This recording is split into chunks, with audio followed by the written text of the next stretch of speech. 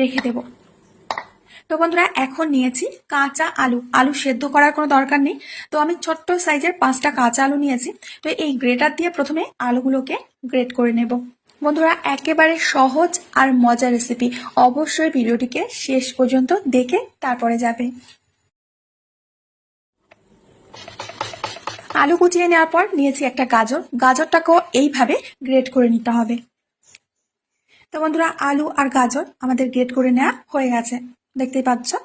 তো এখন কি করতে হবে, এই কুচানো আলু আর গাজরগুলো জলের মধ্যে দিয়ে দিতে হবে। তোমরা জানো যে আলু কালো হয়ে যায় কুচিয়ে রাখলে বা কেটে রাখলে, এর জন্য জলে ভালো করে ধুয়ে নিতে হবে। আর একদমই ইজি রেসিপি, তোমরা হাতের কাছে সব কিছু পেয়ে যাবে, বাইরে থেকে কিচ্ছু আনাতে হবে না। বারবার ধোয়ার কোনো দরকার নেই, একবার ধুয়ে নিলেই হবে, কিন্তু জলটা খুব ভালো করে চেপে চেপে বের করে নিতে হবে। তো এবার নিয়েছি একটা মিক্সিং বোল। এই বোলের মধ্যে আমরা আলু আর গাজরগুলোকে নিয়ে নেব। এখন এর মধ্যে দিয়ে দেব 2টো বড় সাইজের পেঁয়াজ কুচি, সাথে দিয়ে দেব 1 চামচ ভরে লবণ। লবণটা দিয়ে খুব ভালো করে আলু পেঁয়াজ গাজরের মধ্যে মিশিয়ে নিতে হবে। এই স্টেপটা একদমই মিস করবে না, এটা কিন্তু অবশ্যই করতে হবে। খুব ভালো করে মিশিয়ে নিয়ে এটাকে রেস্টে রেখে দিতে হবে মাত্র 5 মিনিট। তো বন্ধুরা 5 মিনিট পর আমি ঢাকনাটা খুলে নিচ্ছি। আর তোমরা দেখতে পারবে যে এর মধ্যে কতটা পরিমাণে জল আছে, মানে আলু পেঁয়াজ গাজর থেকে জল ছেড়ে গেছে, যেহেতু আমরা লবণ দিয়ে মেখে রেখেছিলাম। এবার হাত দিয়ে যতটা সম্ভব জোরে চেপে চেপে জলগুলো বের করে নিতে হবে। গায়ে যত শক্তি আছে খাটিয়ে জলগুলো বের করে নিও। আর তোমরা দেখতেই পাচ্ছ যে কতটা পরিমাণে জল সবজির মধ্যে ছিল। তো এই জলটাকে এখন আমরা ফেলে দেব।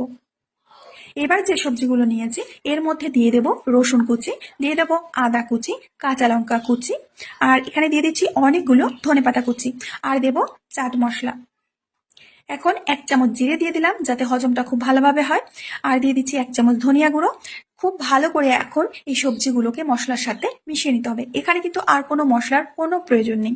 তোমরা চাইলে গরম মশলা গুঁড়ো, আছে ম্যাগি মশলা গুঁড়ো, মানে যে কোনো গুঁড়ো ফুড়ো দিতে পারো, কিন্তু আর কোনো মশলা দেবার কোনো প্রয়োজনই হবে না। তো খুব ভালো করে মশলাটাকে আমি মিশিয়ে নিয়েছি। তো চলো এখন একটা বোলের মধ্যে নিয়ে নেব 1 কাপ ময়দা, দিয়ে দেব স্বাদ মতো লবণ, দিয়ে দেব 1/2 চামচ লঙ্কার গুঁড়ো, আর দিয়ে দেব 2 চামচ মতো সাদা তিল, আর দিয়ে দিচ্ছি ধনেপাতা কুচি। তো এখন অল্প অল্প জল দিয়ে এর একটা ব্যাটার তৈরি করে নিতে হবে। সাদা তেল এখানে 2 চামচে দিয়েছি, 1 চামচ স্কিপ হয়ে গেছে, সেটা দেখানো হয়নি। তো অল্প অল্প জল দিয়ে আগে ব্যাটারটা তৈরি করে নিতে হবে। এখানে ব্যাটারটা কিন্তু খুব ঘন করে তৈরি করবে না, একটু হালকা পাতলা ব্যাটার তৈরি করে নিতে হবে। তো বন্ধুরা ব্যাটারের ঘনত্ব নিশ্চয়ই বুঝতে পারছো। তো ব্যাটার রেডি। তো এখন যে আটাটা ছিল আমাদের, এখান থেকে ছোট ছোট করে লেচি কেটে নিতে হবে। ঠিক যেমনটা আমরা রুটি তৈরি করি সেরকম সাইজ করে লেচিগুলো কেটে নিতে হবে। তো একটা লেচি নিয়ে নিয়েছি, এখন রুটি বেলে নেব। রুটিটা কিন্তু একদম পাতলা করবে না, মানে খুব বেশি মোটাও হবে না, আবার একেবারে পাতলা হবে না। বন্ধুরা আশা করছি রেসিপিটা তোমাদের অনেক ভালো লাগবে। প্লিজ ভিডিওটিকে শেষ পর্যন্ত দেখে যাও। তো তোমরা দেখতে পাচ্ছ রুটিটাকে আমি একটু লম্বা টাইপের করে বেলে নেবো, গোল করবো না, এখানে রুটিটাকে একটু লম্বা টাইপের করে রুটিটাকে বেলে নিতে হবে। ঠিক আমি যেমনটা দেখাচ্ছি দেখো, এরকম করে বেলে নিতে হবে। তো এর উপরে আমি দিয়ে দেবো 1 চামচ মতো টমেটো সস। এবার সসটাকে পুরো রুটিটায় একটু মেখে দিতে হবে, ঠিক এইভাবে। এবার আমরা যে সবজিটা মেখে রেখেছিলাম এই সবজিটা এই রুটির উপরে দিয়ে দিতে হবে। ভীষণই হেলথি আর টেস্টি একটা রেসিপি, তোমরা একবার হলেও বাড়িতে ট্রাই করে দেখো। তো পুরো রুটিটায় আমি সবজিটা এইভাবে দিয়ে দেওয়ার পর এটার একটা রোল তৈরি করতে হবে। আর রোলটা একটু টাইট করে করবে বন্ধুরা, রোলটা যেন ঢিলা ঢিলা না হয়ে যায়, তাহলে কিন্তু সবজিগুলো ভেতর থেকে বাইরে বেরিয়ে আসতে পারে। এর জন্য একটু টাইট করে রোলটাকে করে নিতে হবে। ব্যাস, রোলটা তো আমি করে নিয়েছি। এখন এই রোলে দুটো মাথা একটু চেপে চেপে আটকে দিতে হবে, একটু সিল করে দিতে হবে, নাহলে দুটো সাইড দিয়ে সবজিগুলো বেরিয়ে যেতে পারে। এবার সিল করে দিয়েছি। এখন একটা ছিদ্রওয়ালা থালা নিয়েছি, দেখো এই থালার মধ্যে আমি এখন একটু তেল ব্রাশ করে নিচ্ছি। ভালো করে তেল ব্রাশ করে নেওয়ার পর এখন এই রোলটাকে থালার উপরে রেখে দিতে হবে। এতক্ষণে তোমরা বুঝতে পেরেছো যে এটা কি তৈরি হতে চলেছে।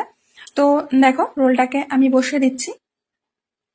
একইভাবে আমি প্রত্যেকটা রুটি সবজি দিয়ে এইভাবে টাইট করে রোল তৈরি করে নেব। বন্ধুরা এখনো যদি ভিডিওতে লাইক না দিয়ে থাকো প্লিজ একটা লাইক দিয়ে দাও। ছোট্ট করে একটা কমেন্ট করবে যদি ভিডিও ভালো লাগে। তো একে একে প্রত্যেকটি রুটি, এখানে এই থালার মধ্যে আমার 3টে ধরেছিল, তো 3টে রোল আমি তৈরি করে নিয়েছি। আর এরই মধ্যে আমি আগে থেকে একটা ডেক্সিতে করে জল গরম হতে দিয়েছিলাম, জলটা ফুটেও গেছে। তো এখন এই ডেক্সির উপরে থালাটাকে বসিয়ে দেব। এবার ঢেকে আমরা এটাকে বেক করব প্রায় 5 থেকে 7 মিনিট সময় নিয়ে। তো বন্ধুরা, পাক্কা 7 মিনিট পর আমি ঢাকনাটা খুলে নিচ্ছি। ভালোভাবে সেদ্ধ করে নেওয়া হয়ে গেছে। আর তোমরা এটাকে এইভাবে কেটে কেটে খেতে পারো, মোমোর মতো লাগবে খেতে। তো আমি এটা আজকে একটু অন্যভাবে তৈরি করব। তো প্রথমে থালা থেকে তুলে নিচ্ছি। যেহেতু তেল দিয়েছি, তেল দিলে খুব সহজেই থালা থেকে উঠে যাবে, আর তেল না দিলে লেগে পড়বে আর রোলটা ছিঁড়ে যেতে পারে। ঠিক আছে, একটা একটা করে রোল আমি এখন দেখো রেখে দিচ্ছি। এখন এই রোলটাকে আমি 2 ভাগে ভাগ করে নেব। তোমরা চাইলে ছোট ছোট করে পিস পিস করে কেটে নিতে পারো। তো আজকে আমি একটু বড় বড় করে তৈরি করব, এর জন্য আমি 2টো খণ্ড করে নিচ্ছি। তো একে একে প্রত্যেকটা রোল আগে আমি কেটে নেব।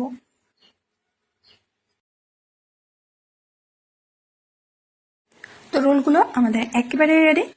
এখন আমরা যে ঘোলটা তৈরি করেছিলাম সেটা আরো একটু চালিয়ে নেব।